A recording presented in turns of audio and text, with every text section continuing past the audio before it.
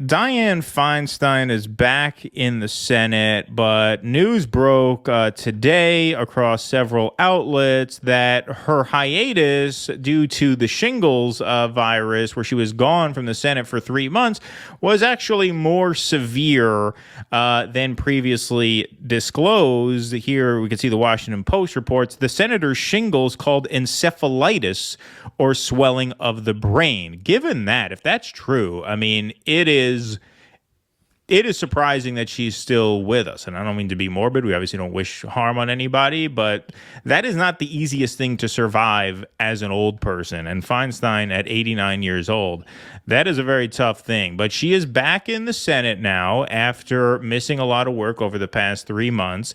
And so a reporter came up to her to ask her about this. CNN had some reporting on this. She gave a very, very bizarre answer as to, hey, what's it like getting back to work? Let's see this report here from the new star of CNN, Caitlin Collins. Look, there she is. It is from the LA Times. Trump's go mad. Exchange between a few reporters and Senator Dianne Feinstein.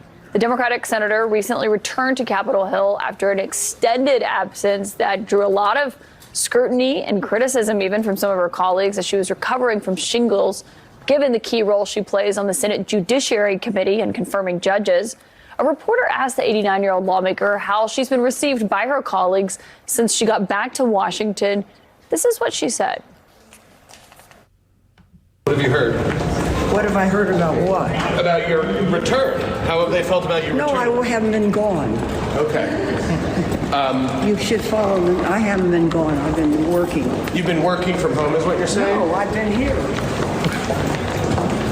I've been voting. Please, either know or don't know. They either know or don't know. Tales from the crypt. Not only is she senile and out of her mind to give such a ridiculous answer, but she's also, I'm sorry, a nasty bitch. To be either you know or you don't know. I mean, on top of being totally far gone and totally insane and totally incoherent, you have to be nasty about it too.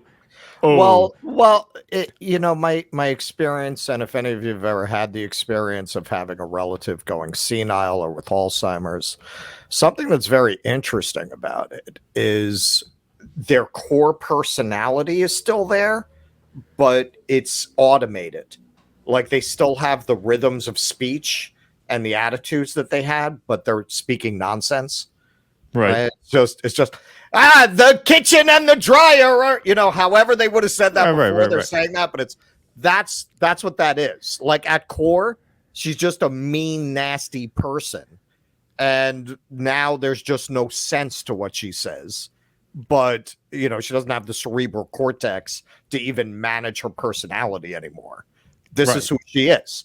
Right. This is the person who argued with children about climate change. Yeah, who felt the need to debate 7-year-olds about climate change. Yeah, exactly. So you have her giving the sort of M. Night Shyamalan twist of this whole saga that she was never actually gone. Oh, I was here the whole time. But the plot thickens. This is a really interesting and juicy gossip story. So Politico reported on this, which means some people on Capitol Hill have to be talking about it because this is obviously a very insidery rag. Feinstein's primary caregiver is Nancy Pelosi's daughter.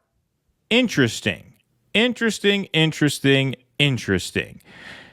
Feinstein arrives for a Senate Judiciary Committee meeting on Capitol Hill on May 18th. At her right, Nancy Corinne Prouda, daughter of Representative Nancy Pelosi, who is assisting in her care. Now, the article goes on to speculate as to what the deal is. Why is Nancy Pelosi so adamant that Dianne Feinstein finish her term and not resign since she's obviously in deteriorating health? Just to give everybody a quick refresher course, here's Nancy Pelosi while Feinstein was on that leave of absence recovering from shingles, suggesting that sexism was behind people's calls for her to resign. Here she is. It's interesting to me. I don't know what political agendas are at work that are going after Senator Feinstein in that way. I've never seen them go after a man who was sick in the Senate in that way.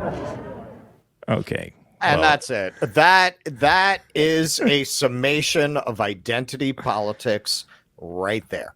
Right there. This is why people on the legit left, actual leftists, hate that shit with a fucking passion, especially if you're a veteran of the Sanders campaign, because it ripped the mask off the whole thing. Once you saw how they used that against Sanders, we talked about this with Norm a little bit the other night with reparations, how they came after him on reparations to deflect from how his entire program would have benefited African Americans most of all in the country.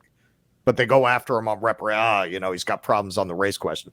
This is a typical example, man. She's using the identity politics to avoid what's really going on there. So what's really going on here? What is her actual motive? Why does she actually care so much that Dianne Feinstein, an 89-year-old with a swollen brain, shingles, she's been senile for many, many years. It's been an open secret on Capitol Hill for a long time. Why is she so adamant? Why is she so adamant? Yep. That she remain a senator through the 2023 session? Why not just resign right now? Well, this could give you a little insight into her actual motivation. This is from the article that I just brought up on the screen. The intrigue surrounds the future of Feinstein's seat. Pelosi has endorsed Representative Adam Schiff, her longtime protege and former hand-picked House Intelligence Committee chair, to succeed Feinstein after her sixth and final term ends this year. Schiff is a household name in California and already has a $15 million campaign cash advantage over his nearest competitor. Now, his two competitors right now, most notably at least, there may be a few more who no one's ever heard of, but Katie Porter and Barbara Lee. Barbara Lee. Now, that name is important. We're going to read on. If Feinstein were to bow to pressure and retire early, Schiff's advantage could disappear.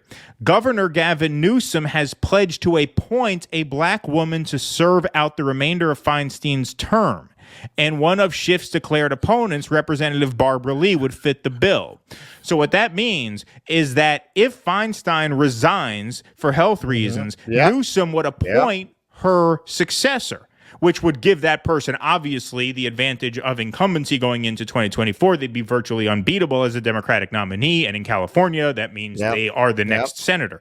So if Di-Fi resigns right now, the article says, there is an enormous probability that Barbara Lee gets appointed, thus makes it harder for Schiff, almost impossible for Schiff. One Pelosi family confidant told Playbook, adding that the relationship between Pelosi, her daughter, and Senator Feinstein is being kept under wraps and very, very closely held. So in other words, she wants this half-dead woman to serve as senator of the most populous state in the country because she's afraid that if she quits early or she can't make it, Newsom will give that Senate seat to Barbara Lee. Speaking of identity politics, Barbara Lee, a progressive black woman, right? So for all their virtue signaling, she is never forgiven for voting against the Iraq War. Exactly. God forbid a progressive woman of color get the Senate seat. We want the young white man, Adam Schiff, to get that Senate seat. So that, according to this article, has a lot to do with why she is so hell-bent on dragging Feinstein through another year. And now it all makes sense. Well, it makes sense because they have a Democratic governor. Right.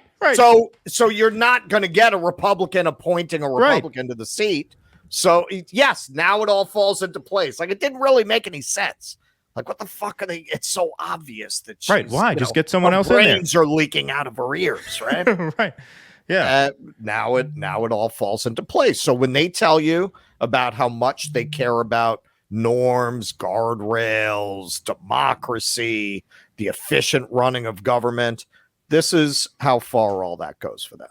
This is how much they give a flying fuck about any of the things they claim to care about. And just the inhumanity of it, just the cruelty of it. I mean, I don't even like Dianne Feinstein, but how could you subject this poor woman, 89 years old, falling apart in front of everyone's eyes? How could you force her to carry out that term? They are literally like dragging her corpse. She's not going to last that long, man. You can't. I mean, come on.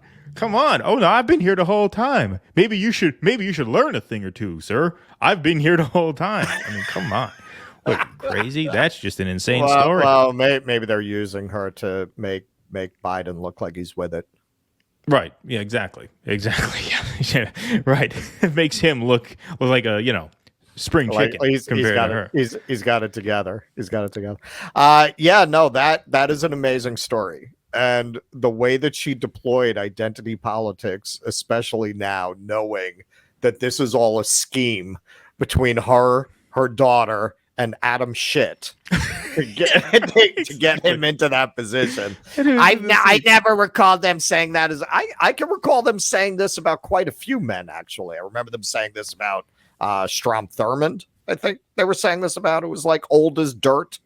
And they said it about your fucking president until you decided you needed him to defeat Bernie. Exactly. Everybody was saying it. Please clap.